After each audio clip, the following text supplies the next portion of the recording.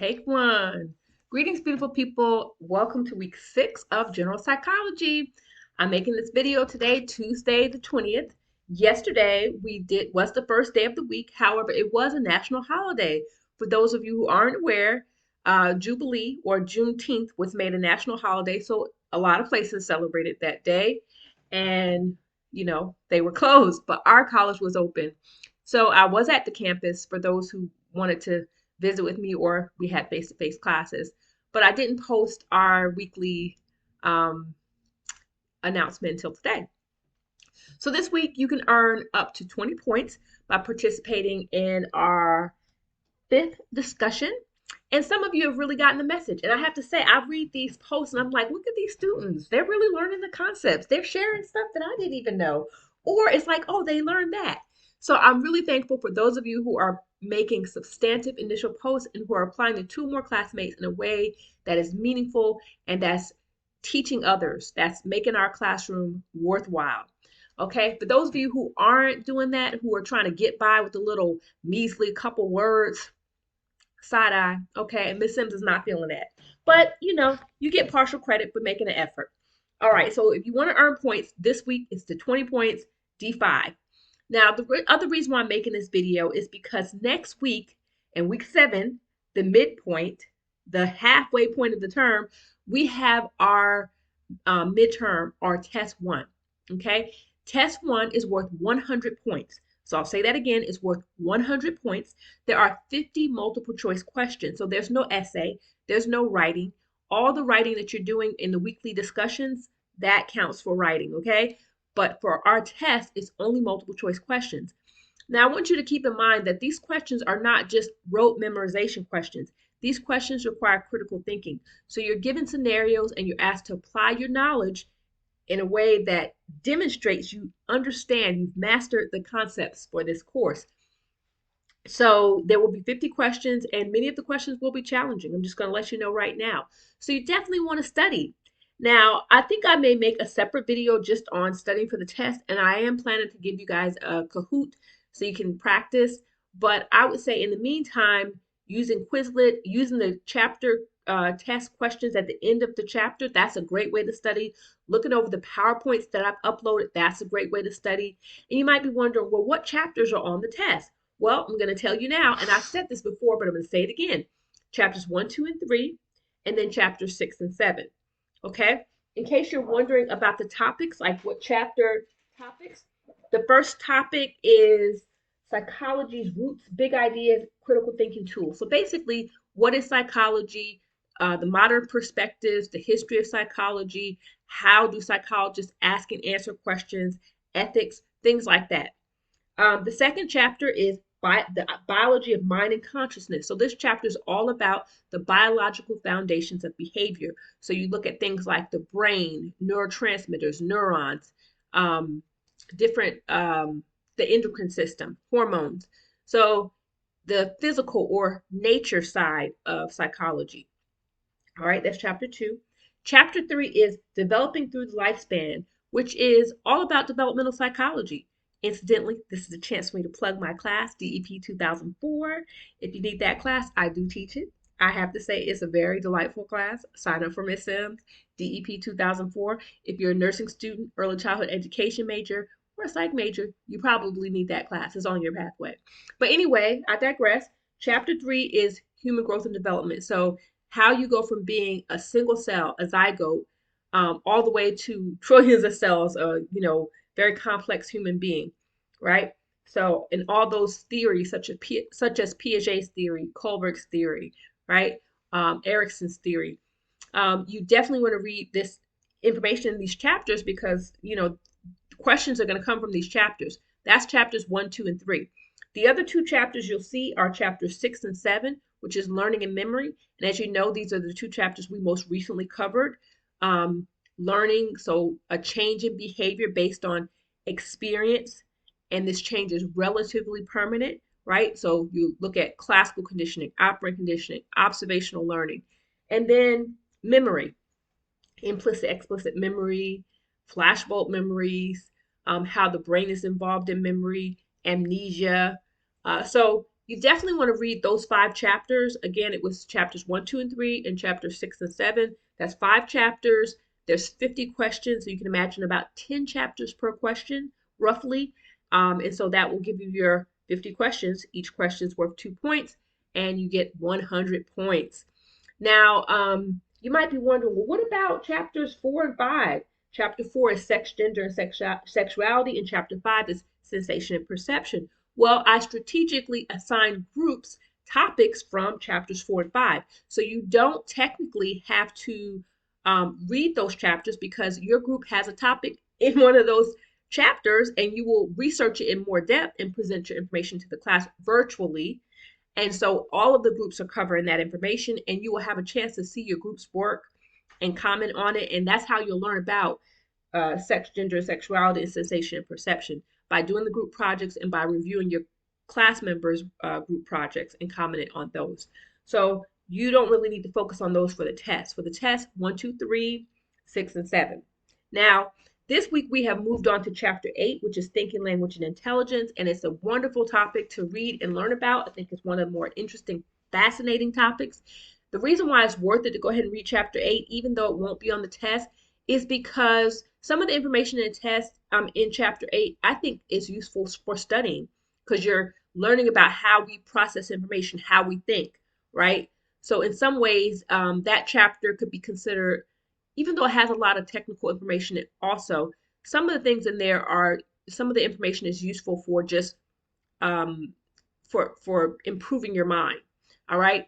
And in a way, chapter 8 really goes with chapter 6 and 7. So learning and memory go hand in hand, and cognition is like the next topic. It just kind of flows nice and smoothly. Okay. So in terms of what you're reading chapter 8 if you're already caught up in your head. If you're behind and you haven't been reading the chapters, then you're reading chapters 1, 2, 3, 6, and 7. You're preparing for the test this week, even though the test is next week. And then, other than that, you're working with your group. Now, I do want to apologize for the confusion that some of the groups experienced. I posted the topics on May 31st, so quite some time ago. I did my share. However, Canvas was tripping, and some groups, their post, my post, the note from the instructor was published, and you were able to see it. In other groups, you weren't able to see it. So it was showing on my end, and I couldn't understand why you couldn't see it, because on my end it was showing. Well, I went back after a few people emailed me, and I realized that some of them weren't published. And I thought because I published these others that it was automatically publishing. So, that was the confusion. But neither here nor there. Now every group's announcement is published, and you are expected to use the assigned topic if you want to get full credit or partial credit or credit for your work. You want to use the topic that I assigned you as a starting point to research. Okay. So don't think you and your group are going to go rogue and do whatever topic you want and you're still going to get a good grade. That's not going to happen. So go ahead and follow the instructions, have fun with it, learn a lot about psychology, and let's move on. Okay, the last thing I want to mention in this video, which is already 8 minutes long, is about Honorlock. Some of you are really concerned about Honorlock. Well, I'll tell you right now that you are required to use Honorlock. It was on the description of the class when I agreed to teach the class. I made sure a note was posted so you knew you had to use Honorlock for the test.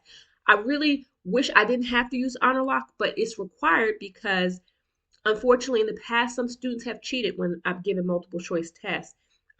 You're allowed to use an entire page of notes, so a cheat sheet, 8.5 by 11, front and back, typed or handwritten, totally up to you. And I put a note so that the Honorlock, proctors are aware of that. But you can't use your entire textbook. You can't use the internet. You need to show that you learned this information. If you make a page of notes, front and back, two-sided, and you use that as a study tool, well, guess what? While you're studying, making the page of notes, you're learning the information. And then when you get on the test, if you have test anxiety, that page of notes could help you out. So I'm okay with one-page notes, but you're not going to be able to use like your entire notebook. So anyway, with Honorlock, you basically just added a Google Chrome. It's a Google Chrome extension. So you don't have to do anything special. You just add the extension, and you'll be able to use Honorlock. Now it is a fee for the test. There's a fee. You'll have to pay the fee for the midterm and for the final. You can pay one fee and have Honorlock like unlimited access for the semester or for a specified amount of time.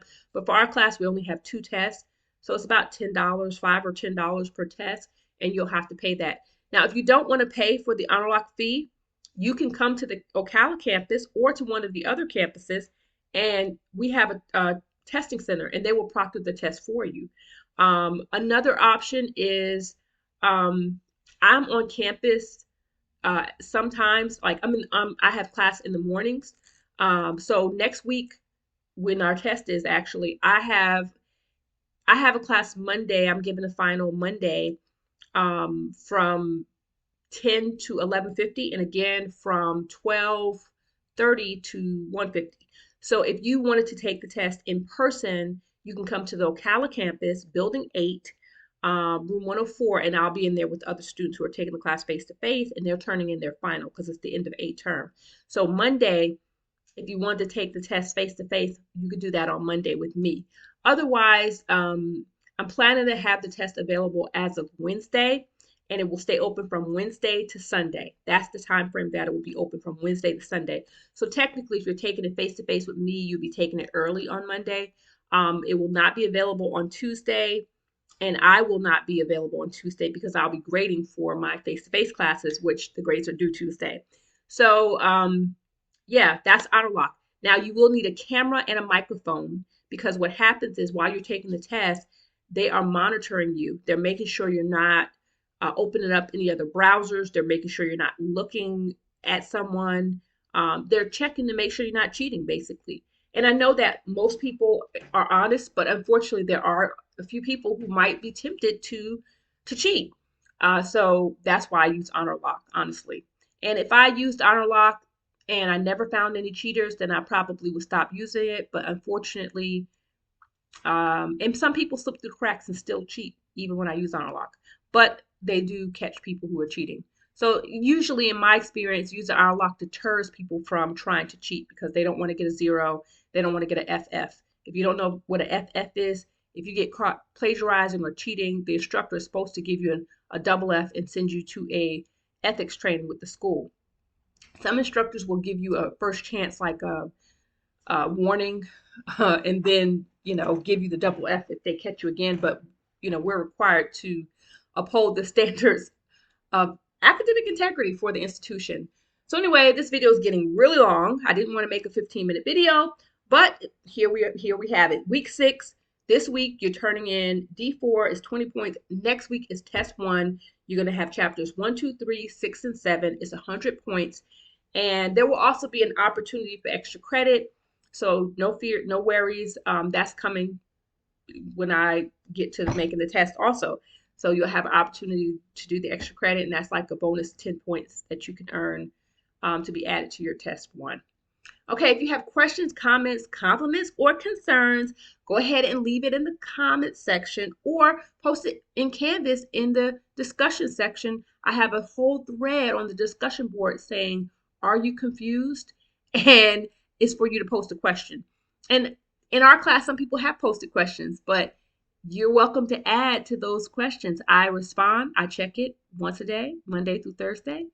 And also other classmates can chime in and answer too. So that's all I got to say, folks. Deuces.